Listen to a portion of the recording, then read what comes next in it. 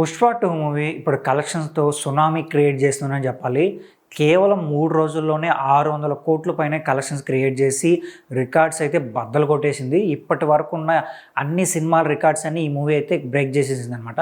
అయితే Pushpa 2 movie break even target 620 కోట్లు అనమాట. సో ఇది హైయెస్ట్ బ్రేక్ ఈవెన్ టార్గెట్. అలాగే ఓవరాల్గా బిజినెస్ కూడా ఈ మూవీ ఏంటంటే 1000 కోట్ల పైన బిజినెస్ చేసుకునింది. అయితే ఇప్పటి వరకు మన తెలుగు ఇండస్ట్రీ అలాగే మన ఇండియా వైడ్ చూసుకున్నామంటే 3 రోజుల్లో ఎక్కువ కలెక్షన్స్ వచ్చిన మూవీ ఏదైనా ఉందంటే అది బాహుబలి 2 అనమాట. సో ఇప్పుడు ఆ బాహుబలి 2ను కూడా క్రాస్ చేసేసి ఈ మూవీ 620 కోట్ల పైన కలెక్షన్ రాబట్టిందనమాట. సో ఆ తర్వాత ఫస్ట్ ప్లేస్లో అయితే ఇప్పుడు పుష్ప 2 ఉంది, తర్వాత ప్లేస్లో బాహుబలి 2 ఉంది, తర్వాత RRR ఉంది, తర్వాత KGF మూవీ ఉందన్నమాట. సో తర్వాత కల్కి సినిమా, ఆ తర్వాత ప్రభాస్ గారు నటించిన సలార్ సినిమా ఉంది. ఇలా ఈ సినిమాలకు సంబంధించిన రికార్డ్స్ అని ఇప్పుడు ఈ మూవీ బ్రేక్ చేసేసింది. సో ఓవరాల్గా ఏంటంటే ఓన్లీ 3 డేస్లోనే 620 crores అంటే అది మామూలు విషయం కాదు.